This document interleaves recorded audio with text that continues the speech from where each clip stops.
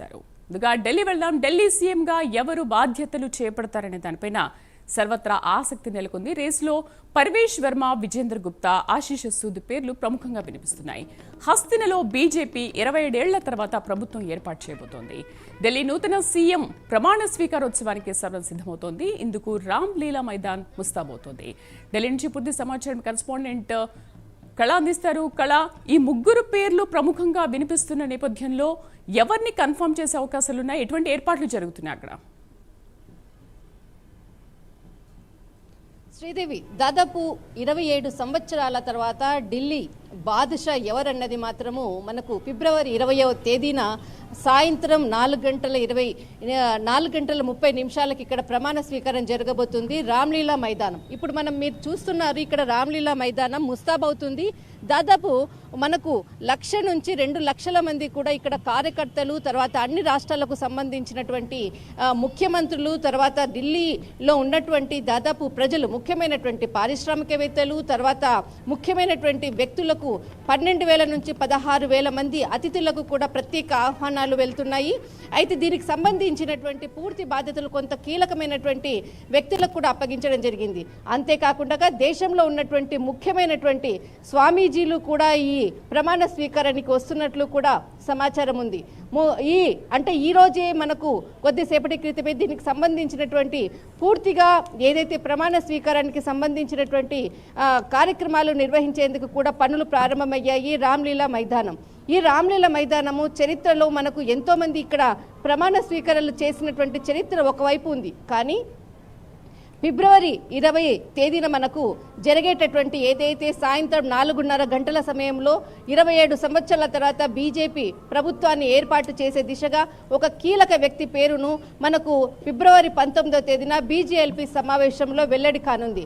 అయితే దీనికి సంబంధించినటువంటి ఏదైతే మనకు ఈరోజు బీజేఎల్పీ సమావేశం జరగాల్సి ఉంది, కానీ దీనికి సంబంధించినది సమావేశం మాత్రం 19వ తారీఖు పోస్ట్ పోన్ చేయడం జరిగింది. 19వ తారీఖు ఉదయంన మనకు ఈ సమావేశాన్ని ఏర్పాటు చేసి అందరు ఎవరైతే ఎన్నికైనటువంటి ఎమ్మెల్యేలతో పాటు తర్వాత ఢిల్లీకి సంబంధించినటువంటి ఎంపీలు కూడా ఈ సమావేశానికి రానున్నారు. అంతేకాకుండా ముఖ్యమైనటువంటి బిఎల్ సంతోష్, తర్వాత కేంద్ర హోంశాఖ మంత్రి అమిత్ షా గారు, తర్వాత జాతీయ అధ్యక్షుడు జేపీ నడ్డా, తర్వాత మనకు ముఖ్యమైనటువంటి నేతలతో సమావేశమైన తర్వాత అక్కడ ప్రధాని నరేంద్ర మోడీ గారు కూడా ఈ సమావేశంలో హాజరు కానున్నారు. అయితే అప్పటి వరకు కూడా ఎవరు ముఖ్యమంత్రి అన్నది మాత్రము చాలా సస్పెన్స్ గానే మనకు కనపడుతుంది. ఇప్పటి వరకు కూడా ఒకరి పేరు కూడా ఎక్కడా కూడా క్లూ రాలేదు. కానీ అందరూ కూడా ఎవరు తమ పేరు అంటే సీఎం పదవిలో తమ పేరు రేసులో ఉందన్నది మీడియా ముఖంగానే అందరూ చెప్తున్నారు. కానీ ఎక్కడా కూడా బీజేపీ నాయకులు కూడా మేము సీఎం పదవిలో రేసులో ఉన్నామన్నటువంటి ఏ ఒక్క ఎమ్మెల్యే కూడా ఇప్పటి వరకు కూడా చెప్పలేదు శ్రీదేవి.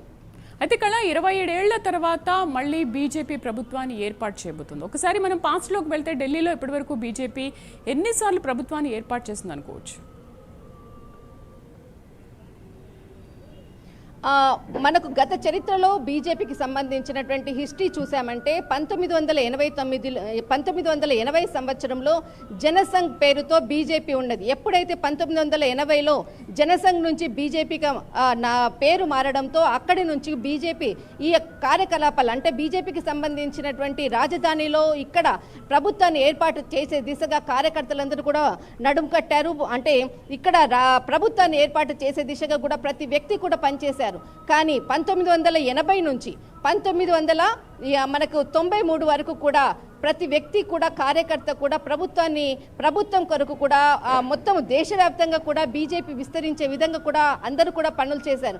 అయితే 1900 మనకు 62వ రాజ్యాంగ సవరణ ప్రకారంగా మనకు 1991లో శాసనసభ అంటే రాష్ట్ర శాసనసభ శాసనసభ ఏర్పాటు చేసిన తర్వాత ఇక్కడ ఎన్నికలు నిర్వహించేందుకు 1993లో మొట్టమొదటిసారిగా ఢిల్లీ రాజధానికి సంబంధించినటువంటి అసెంబ్లీ ఎన్నికలు జరిగినాయి. అయితే అక్కడ 93లో ఇక్కడ బీజేపీ ప్రభుత్వము ఏర్పాటు చేసింది.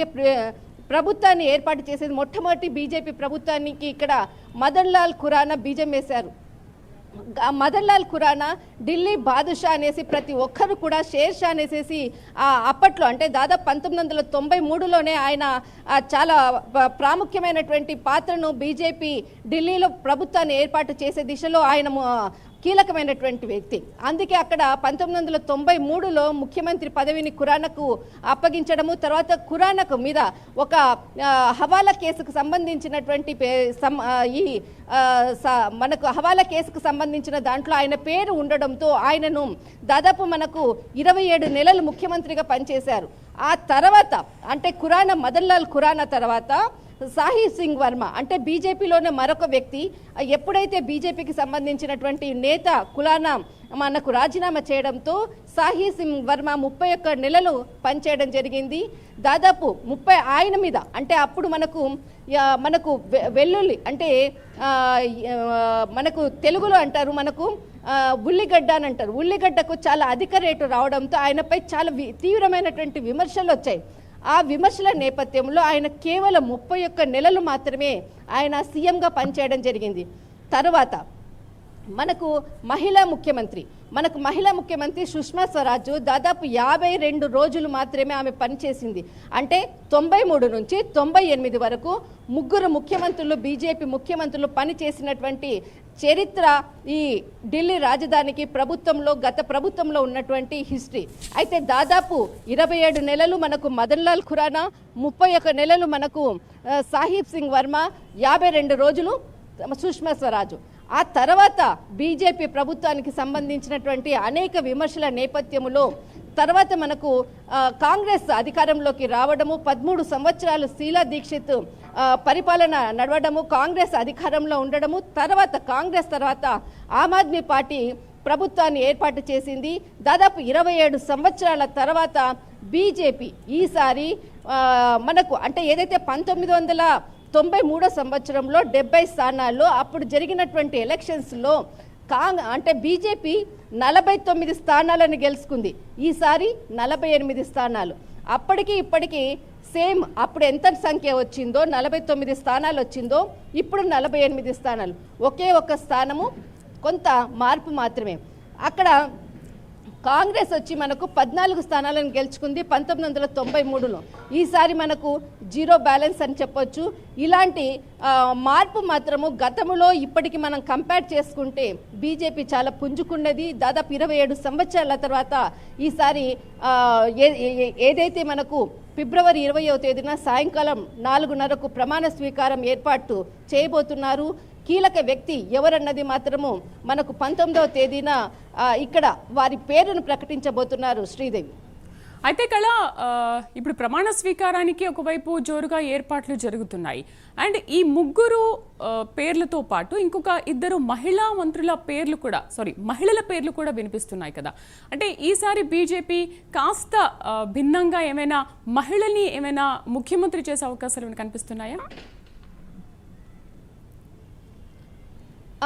ఇక్కడ మనకు కొన్ని అంశాలను ఇక్కడ మనము చెప్పాలి. ఎందుకనంటే ఏదైతే మహిళలకు సంబంధించినటువంటి ఈ ప్రభుత్వం అంటే మనకు ఢిల్లీ అసెంబ్లీ ఎన్నికకు సంబంధించిన దాంట్లో మహిళలకు ప్రత్యేకమైనటువంటి పథకాలను కూడా ప్రకటించడం జరిగింది.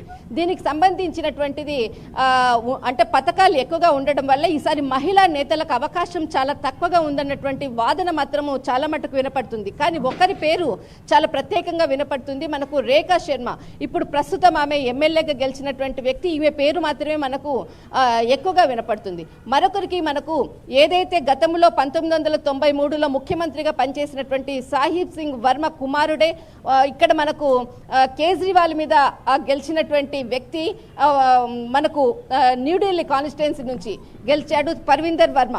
అయితే ఇక్కడ మనకు ఇతని పేరు చాలా కీలకంగా వినపడుతుంది. తర్వాత మనకు ఆశీష్ సూద్, ఇతడు సిక్కు అంటే ఆర్ఎస్ఎస్ పెద్దలతో తర్వాత ముఖ్యమైనటువంటి బీజేపీ నేతలతో కూడా చాలా దగ్గరి పరిచయాలు ఉండడం వల్ల కూడా ఈయన పేరు కూడా బాగా వినపడుతుంది.